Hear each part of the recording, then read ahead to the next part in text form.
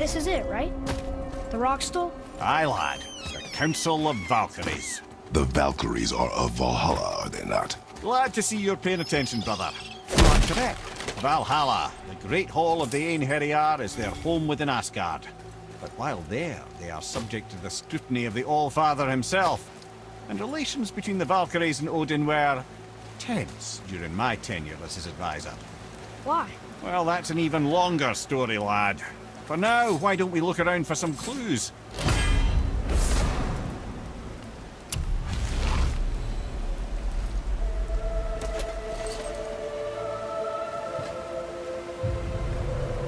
Whoa, you're back.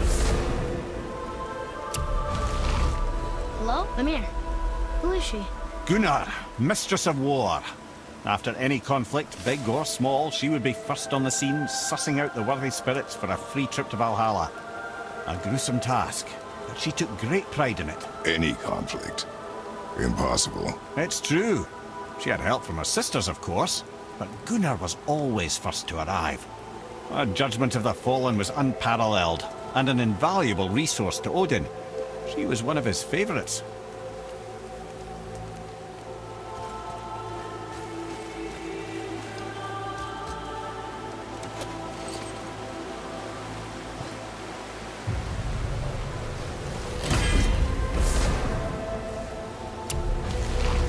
Ah, Gondul.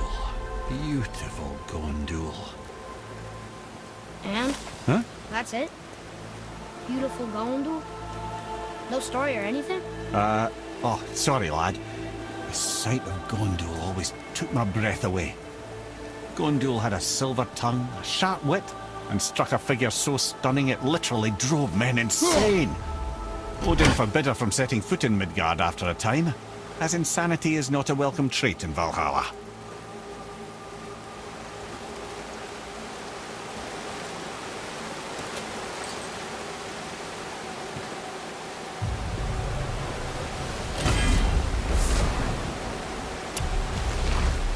This is none other than Gerdley, the Master of Arms in Valhalla, responsible for arming and training Odin's Einherjar. Is what? His army come Ragnarok. The entire reason Valhalla exists, you see. The Einherjar wait in the Great Hall endlessly, feasting, drinking, and fornicating themselves silly. Once Ragnarok begins, Odin calls them into service to fight on his behalf. Gerdley had her hands full training that lot.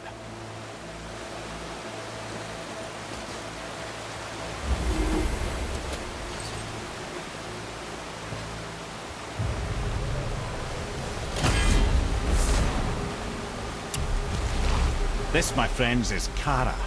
Now, Valkyries are volatile by nature, but Kara, the lass is Wild Storm personified. A wild storm. Aye, calm and collected. Then the air would shift and the fury of her storm would unleash. It was beautiful in a way, assuming you could find proper shelter. Her tears would cleanse the blood-soaked battlefields.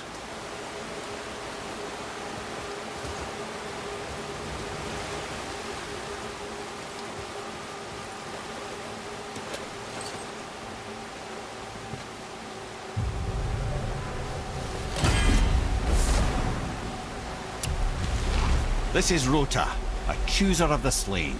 I thought all the Valkyrie did that. Not exactly, lad. Although that is what they're most famous for, and by far their greatest responsibility. You've seen what happens to the dead without the judgment of the Valkyries. Hellwalkers. That's right. Rota, Gunnar, Skuld. Without them to clean up the aftermath of battle, hell overflows with souls meant for Valhalla. A sorry state of affairs. Rota must be beside herself.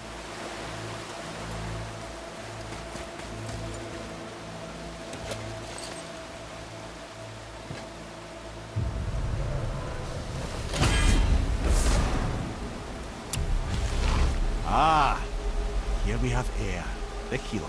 A Valkyrie healer? Strange. Air was strange, as a matter of fact. Quiet, very calm. Where her sisters were violent rapids, Air was a gentle stream.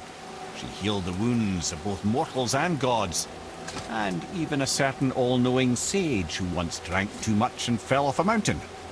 Not my proudest moment.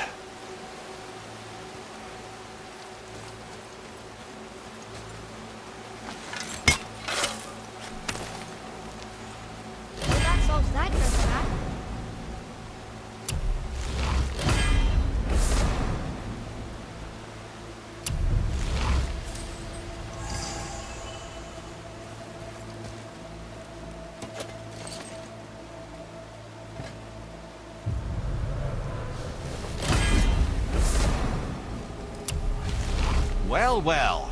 Hilda, mistress of battle. She and Odin got on quite well, actually. Her and the other Valkyries, not so much. She would spend most of her time here in Midgard observing discord between the living, and sewing some up herself from time to time. She lived for conflict. Some say she was conflict personified. I wonder what will become of her now that she's free.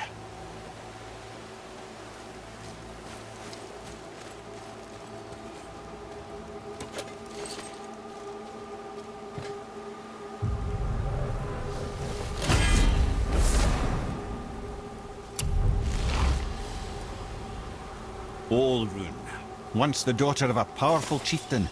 She fell defending him during a Reaver attack. Orun was escorted to Valhalla, where she chose to devote her afterlife to the pursuit of knowledge above all else. Quite unusual behaviour amongst the constant drinking and feasting of her fellow Valhallian denizens. How'd she end up a Valkyrie? Odin. He saw a kindred spirit in Orun's single-minded pursuit of knowledge. He appointed her as the Valkyrie's resident historian.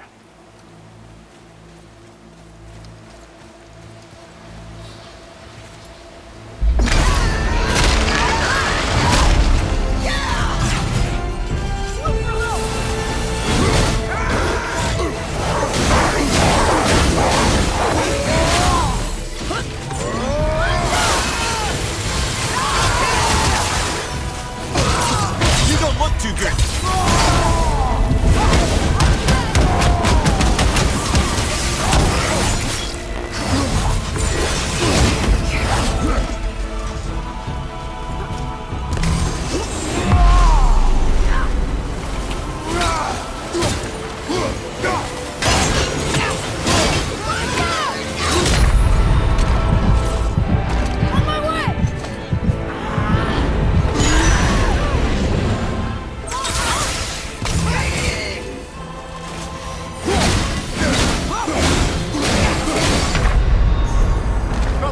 Get up, brother!